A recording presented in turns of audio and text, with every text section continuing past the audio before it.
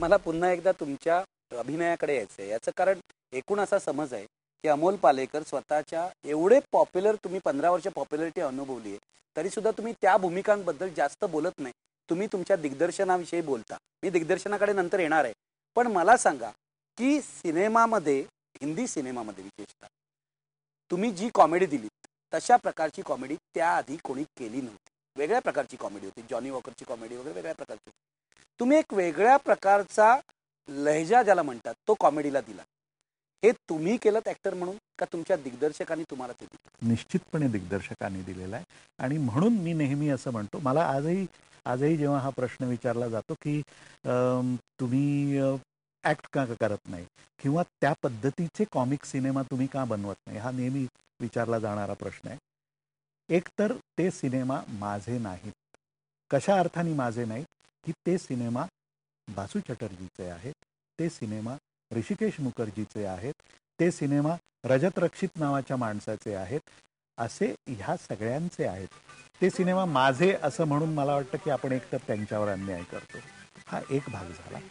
दुसरा भाग, नट म्हणून मी ही कॉमेडी केली, त्याची मला प्रचंड पॉप्युलॅरिटी दिली, हे जितकं खरं तितकंच मी नट म्हणून आणखी खूप विविध भूमिका केल्या. त्या भूमिका कुठेतरी मला असं वाटतं त्या बघितल्या तर मग अमोल पालेकरची नट म्हणून काय ताकद आहे.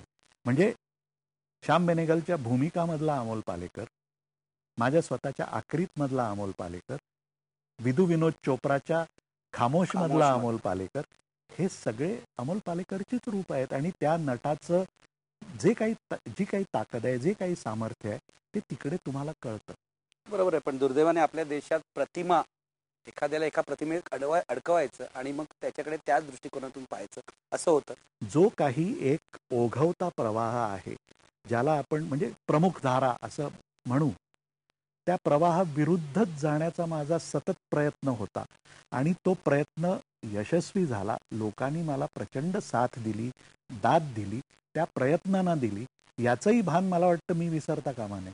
बरोबर आहे. पण मला सांगा, 80 साल नंतर तुमचा जो सिनेमा स्वतःचा निर्माण झाला, सगळ्यात आवडतं तुमचं काम दिग्दर्शन, आक्रीतपासून आजपर्यंत, म्हणजे शेवटचा सिनेमा आता जो तुम्ही म्हणालात की समांतर पूर्ण झाला, या सगळ्या सिनेमामध्ये अमोल पालेकरांची दिग्दर्शक म्हणून काय दृष्टी आहे? मी तुमचा एक इंटरव्ह्यू वाचलाय, त्याच्यामध्ये तुम्ही असं म्हणाले, तुम्हाला त्या प्रश्नकर्त्याने विचारलेलं आहे की महिलांकडे, स्त्रियांकडे हा दिग्दर्शक वेगळ्या नजरेने पाहतो, किंबहुना हा दिग्दर्शक पुरुष असून स्त्रियांची दुःख असेल, स्त्रियांच्या भावना असेल, संवेदना असेल, अधिक समर्थपणे मांडतो, असं तुमच्याविषयी बोललं जातं. ही तुमची दृष्टी आहे का? इन अ वे हो. स्त्रियांच्याकडे अधिक समर्थपणे पाहतो असं मला नक्कीच नाही वाटत. कारण स्त्री तिच्या प्रश्नाकडे किंवा तिच्या स्वतःकडे निश्चितच जास्त समर्थपणे बघू शकेल. परंतु स्त्रीकडे बघण्याचा दृष्टिकोन माझा जो आहे तो जास्त सहृदय आहे, जास्त डोळस आहे, असं मी निश्चित मानतो. जागतिक पातळीवर तुमचा सिनेमा जातो, आंतरराष्ट्रीय फिल्म फेस्टिवल म्हणून दाखवला जातो, तेव्हा तुम्हाला प्रेक्षकांच्या काय प्रतिक्रिया आहेत? अतिशय सुंदर प्रतिक्रिया असतात. म्हणजे अगदी आता माझा गेला चित्रपट जो होता थांग किंवा क्वेस्ट, ज्याला आता नॅशनल अवॉर्ड मिळालं, थांग हा चित्रपट जेव्हा इथे प्रेक्षकांच्या पर्यंत गेला आणि त्याच्यामध्ये वापरलेले, त्याच्यामधून उद्भवलेले प्रश्न की स्त्री पुरुष संबंधाकडे बघत असताना समलिंगी संबंधाकडे बघण्याचा एक अतिशय बोल्ड असा हा प्रयत्न होता. आणि संध्यानी ते जे स्क्रिप्ट ज्या ताकदीने लिहिलंय, त्याच्यामधले जे अनेक पदर आहेत, ते सगळे पदर मला असं वाटतं की मराठी तर सोडाच, पण भारतीय चित्रपटाच्या दृष्टीने हे एक अत्यंत महत्त्वाचं पाऊल आहे. याची प्रचिती जेव्हा परदेशात हा चित्रपट दाखवला गेला तेव्हा तिकडच्या प्रेक्षकांची जी प्रतिक्रिया होती, त्या लोकांच्या प्रतिक्रियेवरून मला असं ते जाणवलं आणि आम्हाला दोघांना खूप बरं वाटलं. त्यांनी पहिला प्रश्न असा विचारला की भारतीय समाज हा इतका प्रगत आहे का? इतक्या पद्धतीने हा प्रश्न सोडवू पाहणारा दृष्टिकोन जर या चित्रपटातून येत असेल तर भारतीय समाज हा खरोखर इतका प्रगत आहे का? आपण किमान सहिष्णू असूया, असं या चित्रपटातून जे ठामपणे मांडलं गेलं, हे मांडणं हे परदेशी प्रेक्षकाला सुद्धा खूप भावलं. आणि तितक्याच असोशीनी आपल्याकडच्या मराठी प्रेक्षकालाही भावलं. विशेषतः मराठीमधल्या स्त्री प्रेक्षकांच्या ज्या प्रतिक्रिया माझ्याकडे आल्या, ज्या ज्या बायका येऊन माझ्याकडे आणि संध्याकडे चित्रपट प्रदर्शनानंतर बोलल्या, ते केवळ असं खूप छान वाटणारं होतं आणि भरून पावलं असंच पण म्हणणं. एवढाच धीट विषय तुम्ही दायरामध्ये हँडल केला होता हो. आणि त्या सिनेमाचं जर टाइम मॅगझिननी जगातल्या 10 उत्कृष्ट सिनेमामध्ये त्याची गणना केली होय, होती त्या वर्षाच्या. तर मला सांगा, या सतत तुम्ही धाडसी थीम्स घेताय, दायरा असेल, ध्यास पर्व, रदो कर्व्यांवर फीचर फिल्म बनवणं, हा विचार एरवी नॉर्मल दिग्दर्शक करू शकत नाही. अगदी अनाहत सारखा विषय आहे, म्हणजे अनाहत इतका इतिहास काळातला विषय आहे, तरी तो तुम्ही घेतला आणि अगदी परवापर्यंत शेवटपर्यंत ते तुम्ही. मला सांगा, हे जे तुमच्या धाडसी हे जे सगळे विषय आहेत त्याची ट्रीटमेंट आहे, भारतीय प्रेक्षक त्याला प्रतिसाद द्यायला कमी पडतोय असं वाटतं? नाही, मला असं नाही वाटत. भारतीय प्रेक्षक म्हणजे माझ्या अगदी नाटकाच्या प्रवासापासून ते चित्रपटाच्या प्रवासापर्यंत भारतीय प्रेक्षक कुठे कमी पडत नाही.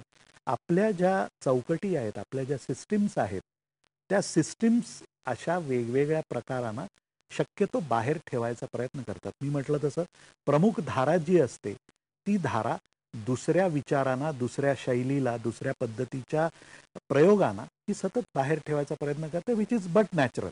म्हणजे जे आपल्याला मार्केट फोर्स म्हणून आपण आज आयुष्यात अनुभवतोय, मार्केट फोर्समध्ये कोका कोला आणि पेप्सी बाकीच्या लोकांना बाहेर काढतच की.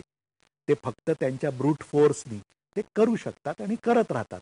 पण म्हणून कुठेतरी छोटे छोटे जे काही प्रयोग आहेत ते प्रयोग बंद होत नाहीत किंवा बंद होता कामा नयेत, ह्या एकमेव उद्देशाने, आणि ही माझी उर्मी आहे म्हणून मी ते करत असतो. पण मला सांगा, हे जे प्रयोग आहेत हे तुम्ही टीव्ही सिरियल्स मध्ये सुद्धा केलेत आणि अचानक एक दिवस तुम्ही ते टीव्हीचं माध्यम सोडून दिलं. काय कारण आहे? म्हणजे कच्ची धूप, नकाब या सिरियल्स आजही लोकांना आठवतात. तो दूरदर्शनचा काळ होता. पण आता जेव्हा प्रायव्हेट चॅनलचं पीक आलं तेव्हा अमोल पालेकर टीव्हीच्या पडद्यावर कुठेच नाही दिग्दर्शक म्हणून.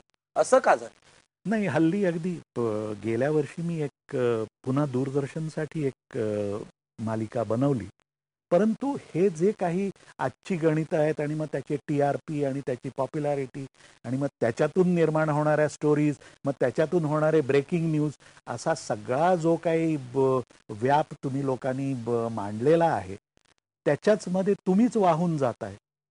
मला असं वाटतं, मला असं वाटतं मार्केट फोर्सेसमुळे या सगळ्या, म्हणजे सिनेमामध्ये काम करणाऱ्या, टीव्हीवर काम करणाऱ्या किंवा अशा माध्यमांमध्ये काम करणाऱ्या लोकांचं कंडिशनिंग झालंय म्हणून. नाही, मला असं एका वाटतं दुय्यम प्रतीच्या सगळ्या क्रिएटिव्हिटीला वाव मिळतोय. मला असं वाटतं की आपण कुठेतरी मार्केट फोर्स आणि शेवटी मला जे काही विकायचं आहे त्या विक्रीच्या खूप जास्त मागे धावतोय. मला असं वाटतं की विक्री करायचीच आहे. पण प्रेक्षकांनी आपल्याला असं कधीच सांगितलेलं नाही की आम्हाला हे हवंय म्हणून. एक्झॅक्टली. म्हणून माझं म्हणणं की हे सगळं चालू असताना तुम्ही जर त्यांना एक, म्हणजे मी जेव्हा पाऊलखुणासारखी मालिका बनवली तेव्हाही वेगळ्याच मालिका बनत होत्या आणि ज्या पॉप्युलर होत्या, तरी पाऊलखुणाची पॉप्युलॅरिटी ही वेगळी होती. कारण पाऊलखुणानी एक काहीतरी खूप प्रचंड वेगळं समाधान तरुण पिढीला दिलं. मला असं वाटतं की आपण हे जर भान ठेवलं आणि हा जर दृष्टिकोन ठेवला तर आपण आजही खूप काही चांगलं वेगळं हे प्रेक्षकांना देऊ शकतो. आणि प्रेक्षकांना आपण चॉईस दिला तर ते वेगळं काही जे आहे ते स्वीकारायला अतिशय तयार आहेत, समर्थ आहेत. हा माझा विश्वास पुन्हा पुन्हा सार्थ प्रेक्षक ठरवत असतो. त्यामुळे प्रेक्षकाला आपण उगीच प्रेक्षकाला हे प्रेक्षकाला आपण गृहीत धरतो. नुसतं गृहीत नाही धरत. ऍक्च्युली प्रेक्षकाची ढाल पुढे करून आपण आपल्या ज्या भीती असतात, आपली जी कमतरता असते, आपली जी कमकुवतपणा असतो, ते प्रेक्षकाची ढाल पुढे करून आपण वापरत असतो सोयीस्कररित्या.